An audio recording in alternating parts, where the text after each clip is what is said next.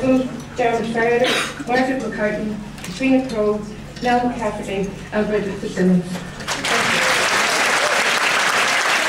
It's great to be back in Kilkenny. It's fantastic to see such a marvellous turnout. The crowds just seem to get bigger and bigger each year, which is a great testament to the wonderful eclectic programme that has been presented to audiences during the week. And we need to congratulate all of those involved. It's a great honour and privilege for me to be chairing this evening's discussion on 40 years of Irish feminism. In 1978, Margaret co-edited a very important book, Women in Irish Society, The Historical Dimension. And this was the beginning of a long overdue debate on women and their place and their absence in the narrative of Irish history. And she carried on that work in subsequent decades. And I'm delighted that some of her most groundbreaking work appeared a few years ago in her most recent book, Writing Women in Irish History. Now, Margaret has been educating, enlightening and battling for over 50 years.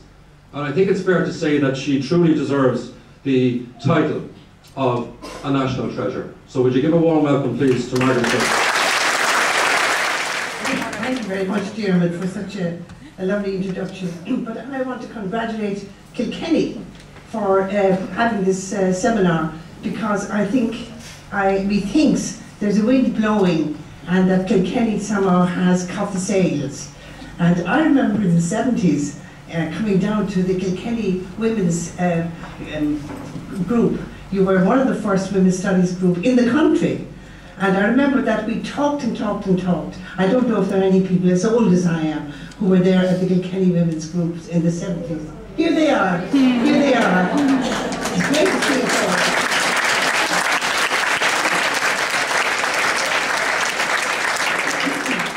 So we can call ourselves not the national treasures, but maybe the grandmothers of the second wave, because what Diarmaid was describing was much more difficult than the first wave. And I just want to remind you, in case you have forgotten, with the heady kind of intoxication of the Celtic Tiger decade that we've been through and the terrible fall from grace that we've been experiencing in the last 2 years. Contraception was banned, that's been fixed.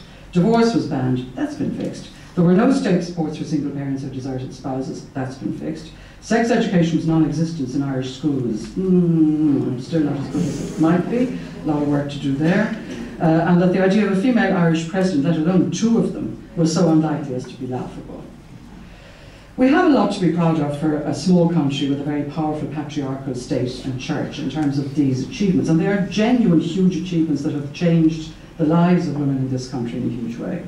And a proper reflective understanding of how all this was achieved can only help to inspire and motivate young women today with the remaining hard work to be done, because it ain't over. A lot of the bad stuff is around sex. Can we combine freedom of sexual expression for women with opposition to blatant, brutal, fabulously lucrative exploitation of our bodies? I think we can. I think it's time it got cool again to despise multinational corporations that make money out of people's misery. I think it's time it got cool again to refuse sex to anyone unless you actually want to do it. I think it's time it got cool again to celebrate the female in her many manifestations, not just the horrible Barbie doll created by the porn industry. Let's diversify, let's resist, and let's have fun. Thank you. You're welcome, please, Nell.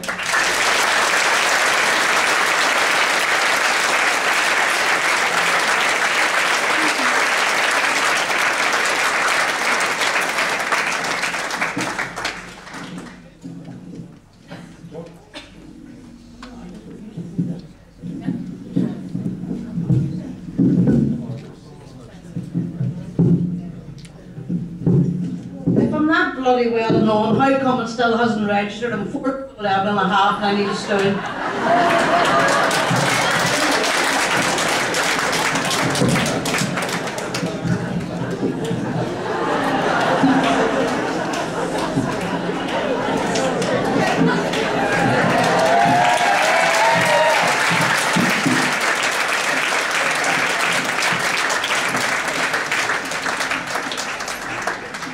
That's called lateral thinking, Diarmaid. Leave it to the woman. Looking back, it seems so simple. Our demands were very few, and it was like shooting fish in a barrel, because what we wanted was obvious. and right. Contraception to end the nightmare of what the Fennel called the unremitting nightmare of pregnancy. We wanted equal education, we wanted equal pay. How things have changed. He's entitled to be named on the birth certificate as the father of a child and entitled to visiting rights. I hadn't really investigated that before. I hope John Waters doesn't hear you go bananas. Okay, we're going to give them the rights, and I thought to myself, what if I put down John Waters as the father of my child? I thought about priests say at age 18, you know how to get trained in the confession, on the seminary. All sex is dirty before marriage.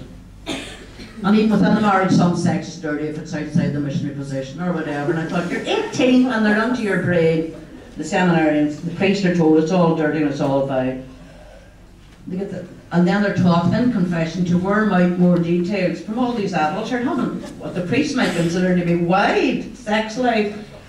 It's the pornography of the confessional, I think, goes some way towards explaining why all those priests, or so many of them, ended up molesting the children, so many in Sudan, the children will get over it, so why there's such a tolerance to it.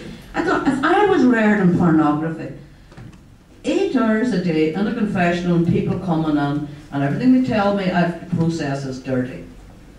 And they keep telling me, it would be like watching a pornographic video every day, it would be like reading Stieg Larsson. So I'm tasked with the kind of daunting task of answering where we're going.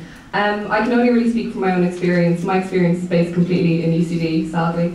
But in looking towards the future, obviously we have to consider what's come from the past. I have to say to the 3 women beside me, to you down there, thank you so much. And I say that on behalf of any woman my age. I mean, if you look at, like we were saying, 40 years ago, the difference is unimaginable. I mean, we have contraception, we have everything we could want. Well, not everything, obviously. But it's amazing considering the change, and we have to really thank the women that came before us, our foremothers. You guys are amazing. That's all I can really say. Yeah.